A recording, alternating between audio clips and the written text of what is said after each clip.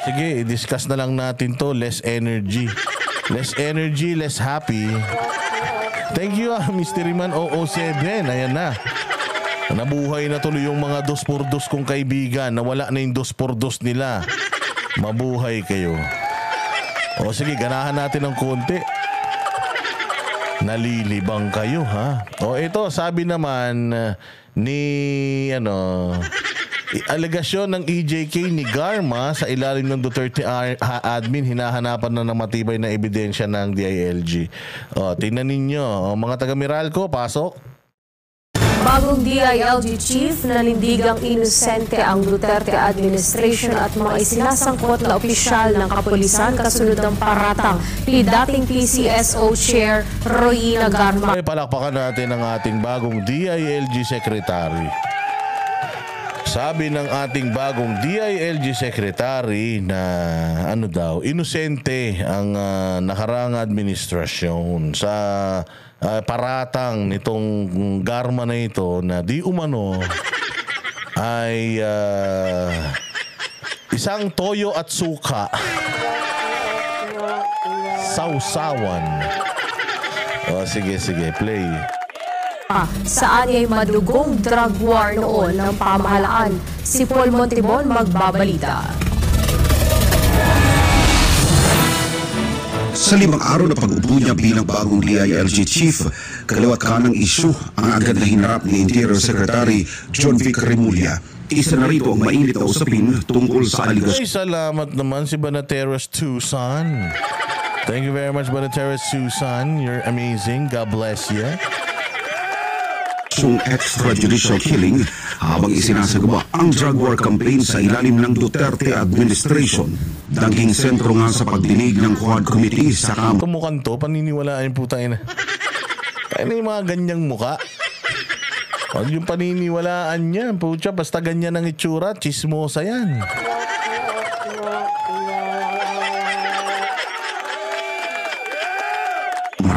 Ang paratang ng isang dating PNP official at former PCSO Chair Royina Garma na nagsasangkot kay dating Pangulong Rodrigo Duterte at ilang matataas na opisyal ng PNP sa pagkamatay ng mga individual na sangkot sa paggamit, pagbibenta at malawakang kalakalan ng illegal na droga. Uy, grabe naman, in-advance na. Huwag mo i-advance. Sa bansa.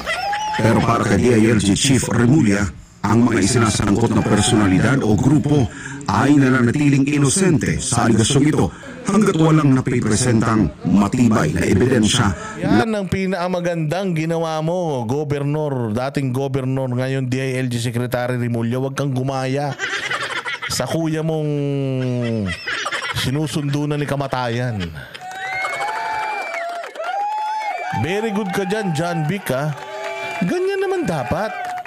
Yan ang magandang gawin mo. Huwag mong tularin si Abalos na masyadong papogi. Gusto maging senador, kaya gusto maging action star.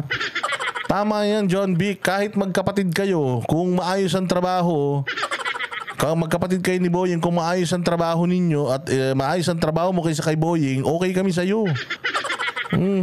Eh kung halimbawa katulad ng sinabi mo na hindi natin pwedeng sabihin na guilty sila hanggat wala kayong ebidensyang pinapakita, puro kayo salita hanggat puro kayo salita at walang nagsasampa ng demanda at hindi pinatutunayan sa korte na talagang may saysay at may katotohanan yung mga sinasabi ninyo, mananatiling inosente yung mga inaakusahan nyo. At besides, very degrading yan. Yung mga paratang ninyo, hindi lang doon kay Bongo, kay Bato at kay Duterte, pati sa buong kapulisan. Sa lahat ng sangkapulisan, degrading yan, very degrading. Kaya dapat magprotesta kayo dito. Hindi kayo dapat pumayag na sinisira-sira yung reputasyon ninyo. Oy, Putragi, salamat laban sa kanila. We have to understand that they are innocent until proven guilty. Yun ang pinakamaganda sa lahat. Yaan ang meron si John Vic Remulla na wala si Abalos. At wala yung kuya niyang lulong sa antibiotic. O hindi ba? Kaya okay ka dyan, John Vic Remulla. Sana consistency is the key. Sana hindi lang ito simula, sir, gusto namin tong naririnig namin sa'yo. Gusto namin ganyan, patas lang. Wala ka pa naman sigurong balak tumakbong senador, no? O kaya patas lang, sir. Tama yung ginagawa mo. Pag tinanggal ka nila dyan, dahil sa pagiging patas mo, magkakaalaman, di ba?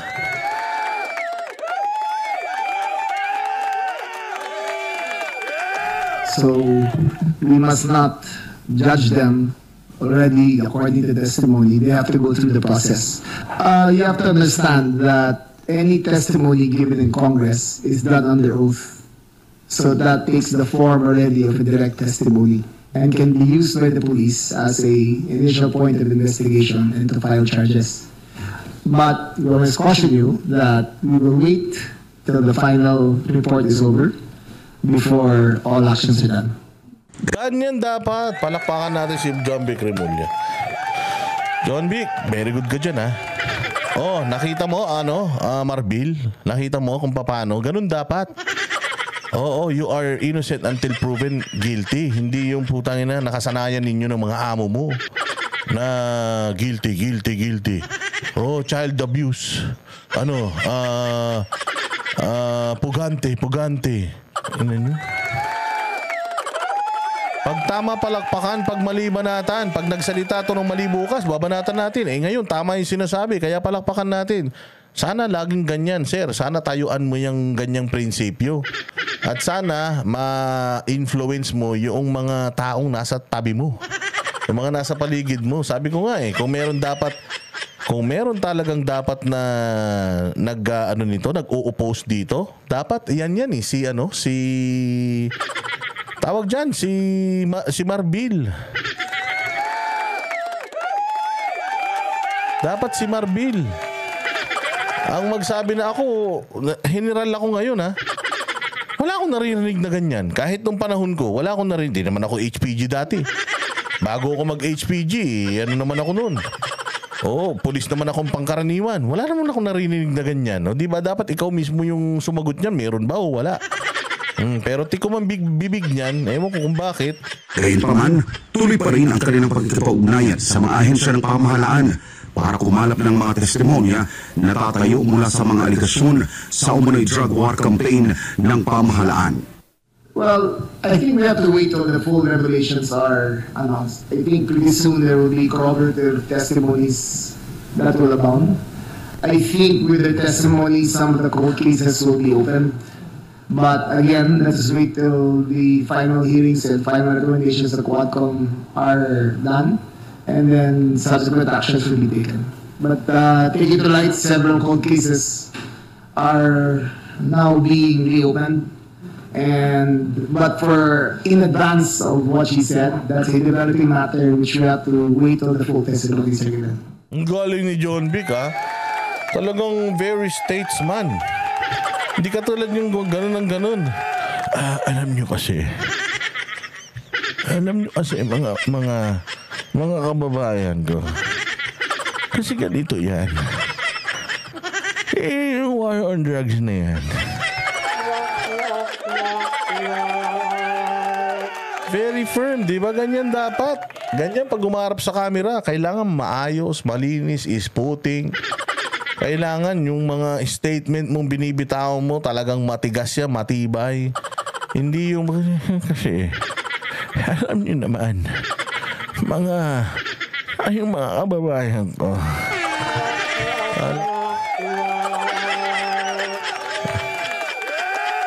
Very good. Samantala, sangayon naman ang PNP sa pahayag ng DILG na pag-aralan muna ang kanilang magiging hakbang laban sa mga isinasangkot sa testimonya ni Garma.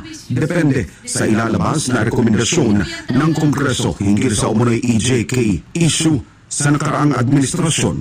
Habang bukas din ang PNP para sa mga dating pinuno at opisyal nito para magpaliwanag sa partisipasyon nila sa war on drugs ng pamahalaan.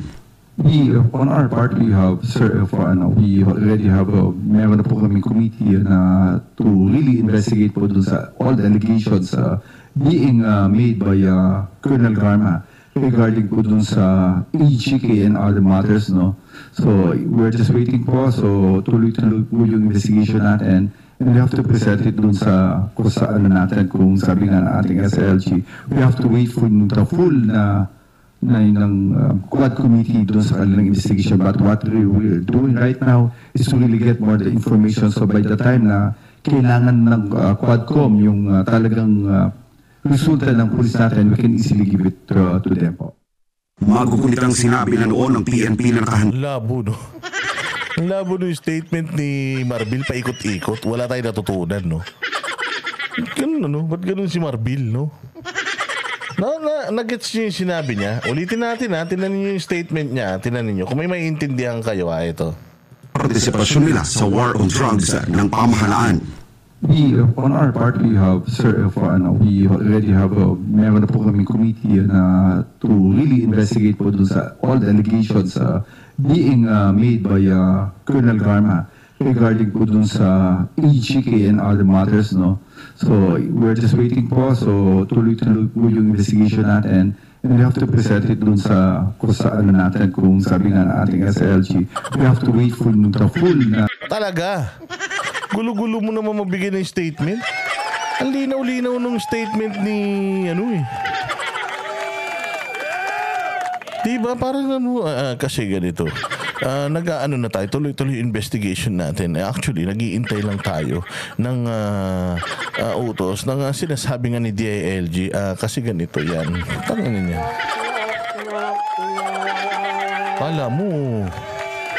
Kala mo may subong titi eh. Oo, di makapagsalita na maayos. Ganito lang yan. Katulad po na sinasabi nila, gumawa na rin po kami ng advance investigation dahil naririnig po namin yung mga allegations dyan sa sa komite, sa Quadcom. So kami po, tinitake note po namin kung ano yung mga naririnig namin mga allegations doon, and we are doing confirmations proactively dito sa ating organization para by the time na hingan tayo ng data nitong ating Quadcom, meron tayong may pe-presenta. Ganun.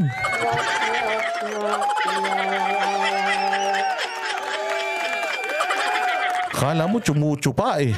Habang nagsasalita, yung gulo-gulo.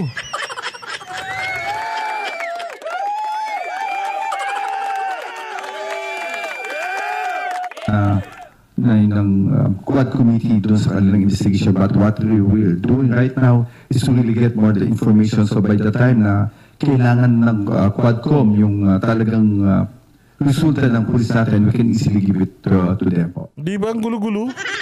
Hindi niya ma-articulate.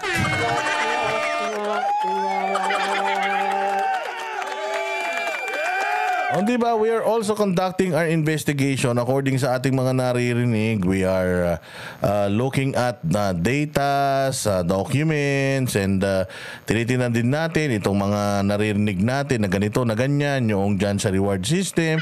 We are asking yung mga dating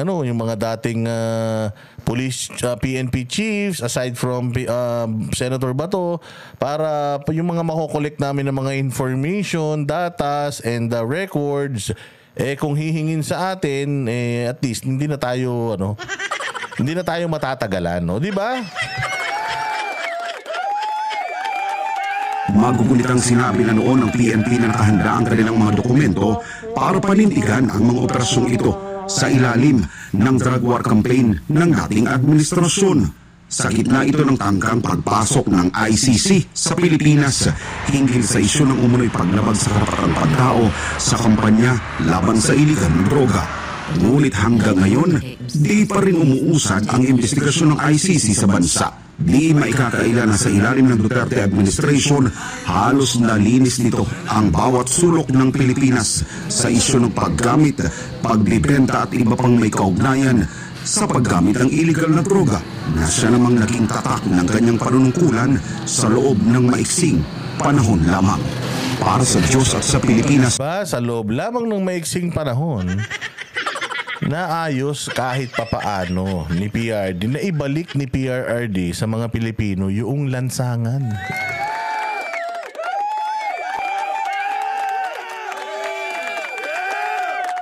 At kahit sino ang tanungin ninyo patungkol dito, kahit sinong Pilipino ang tanungin ninyo, talagang yan ang sasabihin ng mga kababayan natin.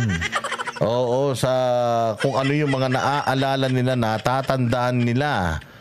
Oo, kung ano yung natatandaan nila sa war on drugs sa legasiya ni PRD nung siya yung naging presidente.